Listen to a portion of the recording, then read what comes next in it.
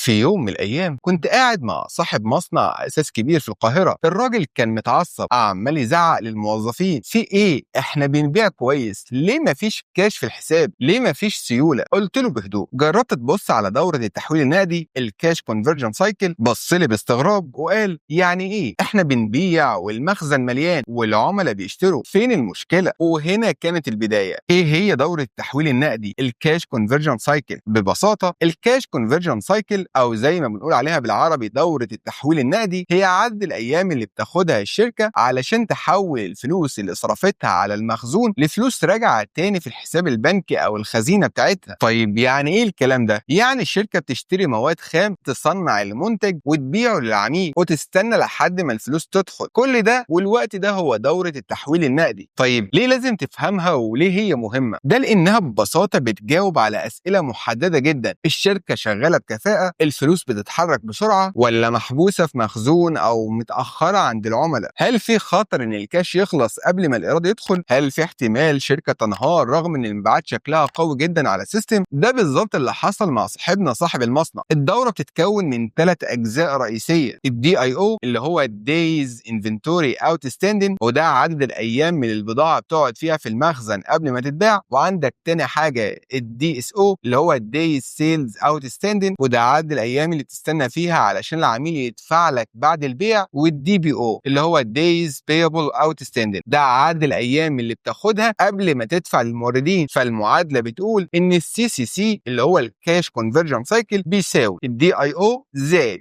الدي اس او ناقص الدي بي او. يعني كل ما البضاعه تقعد فتره اطول في المخزن او العميل يتاخر في الدفع، دوره التحويل تطول. والعكس صحيح، كل ما اتاخرت في سداد الموردين من غير ما تضر العلاقه، الدوره تقصر وتكسب وقت في الكاش. وخلينا ناخد مثال: بافتراض انك فتحت مخبز. في البدايه اشتريت دقيق وزبده علشان تبدا الانتاج، ده كاش خارج او التزام بالدفع. بعد كده استخدمت المواد ديت علشان تخبز كحك. بعد 10 ايام خلصت الانتاج وبعت الكحك لمحل جمله. المحل قال لك هحاسبك بعد 30 يوم من الاستلام، وانت اشتريت المواد الخام على الحساب والمورد طلب منك تسدده بعد 15 يوم. يبقى الدوره بتساوي 10 زائد 30 ناقص 15، يعني 25 يوم. يعني فلوسك محبوسه 25 يوم، يعني هتصرف على الانتاج وتستنى 25 يوم لحد ما يبدا الكاش يدخل من البيع. طيب لو دوره الكاش طولت، ايه اللي ممكن يحصل؟ ممكن الفلوس تخلص قبل ما العميل يدفع، او ممكن ما يبقاش عندك سيوله كافيه تشتري بيها مواد خام جديده. ساعتها ممكن تضطر تدفع المرتبات من جيبك او من مصادر تمويل خارجيه. والاسوأ انك تدخل في دوامه ديون وقروض علشان تكمل الدوره بتاعتك. لكن لو فهمت اللعبه ديت واشتغلت على تحسين الدوره، الوضع بيتغير تماما. الكاش بيكون متوفر والضغط التشغيلي والتوتر يقل والمجهود يروح لاداره النمو مش لاداره الازمه. وخلينا دلوقتي نبص على اهم انواع المخاطر اللي بتاثر على دوره الكاش. اول حاجه مخاطر التوريد، السبلاي ريسك. لو اسعار المواد الخام زادت فجاه زي الزبده او المورد وقف عن التوريد لاي سبب، الانتاج هيتاخر والكاش هيفضل واقف. تاني نوع من المخاطر مخاطر الانتاج، البرودكشن ريسك. اعطال في المعدات، غياب العمال، حتى انقطاع الكهرباء ممكن يوقف الانتاج مؤقتا، فكل يوم تاخير يوم زياده في الدوره. ثالث نوع من انواع المخاطر مخاطر الطلب، الديماند ريسك. انتجت كميات كبيره من منتج معين زي الكعك، لكن السوق بيتحرك في اتجاه تاني زي الباتيه، وده معناه ان الفلوس اتحبست في مخزون مش مطلوب. رابع نوع من انواع المخاطر مخاطر التحصيل، الكولكشن ريسك. العميل وعد يدفع وما وفاش، فهنا هتضطر تتابع وتراجع ويمكن تطارد الفاتوره، وفي الوقت ده الكاش خارج الخدمه. وبالاضافه للمخاطر ديت في مخاطر تانية لكنها مخاطر خارجيه زي الموسميه. مثلا موسم العيد المبيعات بتزيد لفتره قصيره وبعدها الطلب بيقل جامد، فلازم تكون جاهز لاداره السيوله في الفترات الهاديه. عندك برضه الدوره الاقتصاديه، في فترات الركود او التباطؤ الاقتصادي العملاء بيتاخروا في الدفع والموردين بيضغطوا على التحصيل، والدوره النقديه بتكون ابطا واصعب في الاداره. اخيرا فهمك للمخاطر ديت مش بس بيساعدك انك تحافظ على الكاش، ده كمان بيديلك فرصه تسبق المشاكل وتدير شغلك بثبات حتى وسط التغيرات. طيب ازاي تحسن دوره التحويل النقدي الكاش كونفرجن سايكل؟ اول حاجه حسن اداره المخزون، يعني اشتري على قد احتياجك الفعلي مش على التوقع. كمان استخدم ادوات او برامج لاداره المخزون زي الاداه دي، طبعا لو محتاجه تقدر تتواصل معاها من خلال واتساب. كمان قلل البضائع النايمه علشان الكاش ما يتحبسش في منتجات مش ماشيه. تاني حاجه سرع التحصيل من العملاء، يعني يعني قدم خصومات بسيطة للدفع المبكر، ابعت الفواتير بسرعة وما تأجلش التحصيل، ويا ريت كمان توفر طرق دفع إلكترونية تسهل على العميل وتسرع العملية. تالت حاجة إنك تتفاوض مع الموردين، يعني حاول تطول فترة السداد وده من غير ما تضر العلاقة أو المصداقية، ولو معاك سيولة استغل خصومات الدفع الفوري لصالحك. رابع حاجة هتمت العمليات، يعني اعتمد على الأنظمة بدل من الطرق اليدوية في التتبع وإصدار الفواتير ومتابعة الجداول الزمنية، لأن كل ما تقلل التدخل البشري هتقلل الأخطاء وتسرع الدورة. وخليك فاكر تحسين دورة الكاش مش هدف لحظي، ده شغل مستمر يخلي السيولة تحت إيدك ويقلل الضغط وقت ما السوق يلخبط. وفي نقطة جوهرية كتير ما بياخدوش بالهم منها، التحصيل مش مجرد خطوة بعد البيع ولا مجرد رقم بيتسجل في نهاية الدورة. التحصيل الحقيقي بيعكس حاجة أعمق بكتير، هو مقياس للثقة، ثقة العميل فيك وثقة السوق في قدرتك وثقتك في النظام اللي انت بتدير بيه العملية دي. لأن المبيعات ممكن تبان قوية في التقارير، لكن لو التحصيل ضعيف السيولة بتتأثر بشكل مباشر، وساعتها الشركة تبان كسبانة على السيستم بتاعك لكن مضغوطة فعليا. فلو الكاش بيتحرك البيزنس بيتنفس، فالكاش مش رقم في شيت، الكاش هو النفس اللي بيخلي الشركة تعيش وتتحرك وتكبر. وكل ما فهمت دورة التحويل النقدي كويس كل ما بقيت شخص فاهم السوق مش مجرد حافظ معادلة. الخلاصة، فاكر صاحب المصنع بعد ما فهم دورة التحويل النقدي الCCC وبدأ يطبق التغيرات خطوة بخطوة، قال لي بعدها بشهر أنا كنت حاسس إن ساعة عربية وإيديا مش على الدركسيون، دلوقتي بقيت شايف الطريق وبعرف أتحكم في السرعة والمخاطر. وده بالظبط النوع من التحكم والوضوح اللي أي حد في شغل التشغيل والإدارة يقدر يوصل له لما يبص للكاش مش كرقم لكن كنظام حياة للشركة. لو الفيديو ده فادك بأي طريقة ما تنساش تدوس لايك، ولو مهتم تشوف فيديوهات أكتر اشترك في القناة، هكون سعيد جدا بوجودك معايا. أشوفك الفيديو اللي جاي، سلام.